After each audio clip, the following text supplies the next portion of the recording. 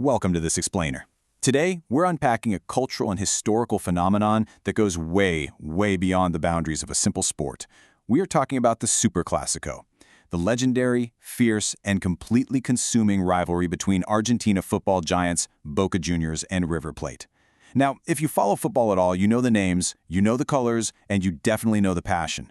But today, we're going to dig into the data, the history, and the absolute madness of the last century to understand what truly fuels this rivalry. So picture this, it's 2018, and these two titans meet in the final of the Copa Libertadores. For context, that's basically the South American Champions League. People were calling it the greatest final and the final to end all finals. It was a monumental all-Argentina clash. But the climax of this massive game, it wasn't actually played in Buenos Aires. No, it was completely relocated across the Atlantic to the Santiago Bernabéu Stadium in Madrid, 6,000 miles away. To understand how a local derby was literally exiled to another continent, we really have to trace the DNA of this conflict all the way back to its roots. All right, Section 1, the ultimate football rivalry. It is honestly impossible to overstate the grip these two clubs have on their country.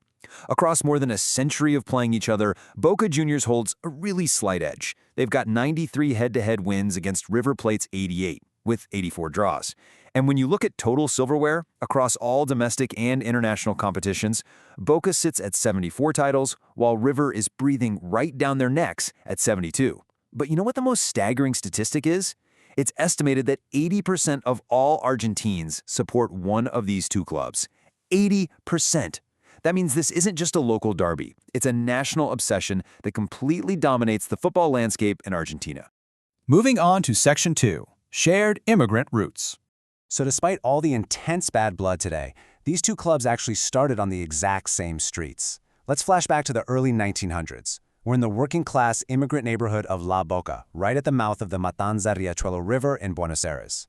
River Plate was founded right there in 1901. And Boca Juniors popped up shortly after in 1905. And get this, both clubs were started by the sons of Italian immigrants, mostly from Genoa. Actually, Boca supporters are still called Zeneses, which literally means Genoese in the local Ligurian dialect. The big takeaway here is that River and Boca share the exact same community DNA. They were neighbors, completely shaped by the very same dockland surroundings. Their very first official clash in the Argentine Primera Division went down on August 24, 1913. It had to be held at the old racing stadium because a cyclone had recently wrecked River's facilities. River Plate ended up winning that first match 2-1. But I absolutely love this detail from the archives. The match was delayed by almost an hour because the original referee, a guy named Berganilli, just straight up didn't show. They had to hastily grab a stand-in referee named Paddy McCarthy to officiate. So right from the very first whistle, things were already a bit chaotic. Which brings us to Section 3, the Great Class Divide. Okay, so if they came from the same streets and the same immigrant families, why do they hate each other so much? Well, the pivotal fracture happened in 1925. River Plate made a massive decision that permanently altered the identity of both clubs. They moved. They packed up, left the hard-scrabbled, jumbled streets of La Boca, and relocated north to Núñez, which was an affluent, planned, upmarket neighborhood. Because of this, River Plate became known as Los Millonarios, or the Millionaires. Boca Juniors, on the other hand, stayed firmly put in La Boca, cementing their identity as the club of the working class. So that geographic split created a really profound socioeconomic divide. There's this quote by South American football expert Tim Vickery that really hits the nail on the head. He says, "It's the story of the masses, the haves versus the have-nots." Because of that move, the Superclásico wasn't just a neighborhood turf war anymore. It transformed into a mirror that reflected the societal and economic fault lines of Buenos Aires itself. It became a true clash of identities. Let's look at Section 4, a century of chaos. Now, when football gets this closely tied to class and identity, the passion frequently boils over, and we need to pause here to solemnly reflect on a deeply tragic reality of this rivalry. The number 71. On June 23, 1968, after a 0-0 draw at River's Estadio Monumental, a horrific crush happened at Gate 12, which is known today as the Porta 12 tragedy. 71 fans, mostly teenagers and young adults, lost their lives. After a 3-year investigation, no one was officially held responsible. It remains the absolute darkest day in Argentine football history and a really grim reminder of the very real, very dangerous intensity surrounding this fixture. As we moved into the 21st century, the rivalry escalated into flashpoints of absolute madness. In 2004, Carlos Tevez got a red card in the Copa Libertadores semifinal because he celebrated a goal by doing a literal chicken dance, which was mocking River's derogatory nickname Las Gallinas. Then, in 2011, River suffered a shocking relegation from the top flight, and Boca fans ruthlessly mocked them with songs and chants. And then, in 2015, a Copa Libertadores clash at Boca's La Bombonera was completely abandoned at halftime. Why? Because Boca supporters attacked River Plate players with pepper spray as they came out of the tunnel. The game was called off right then and there, and River was awarded the victory. And that leads us perfectly into Section 5, the 2018 Superfinal climax. All of this history, all of this crazy tension, brings us full circle back to 2018. For the first time ever, the Superclásico was going to decide the winner of the Copa Libertadores. Boca hosted the first leg. After being pushed back a day because the pitch was totally waterlogged from severe flooding, they played out this incredibly thrilling, tense 2-2 draw. Ramon Abala and Dario Benedetto scored for Boca, while Lucas Prato and a Boca own goal kept River right in it. It was perfectly balanced, and the stage was set for the ultimate showdown at River Stadium a few weeks later.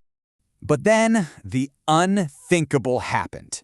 On November 24th, as the Boca Juniors team bus was driving up to River Stadium, it was attacked by the crowds. People were throwing projectiles, windows were shattered, and pepper spray actually got into the bus, injuring several Boca players. It was pure chaos.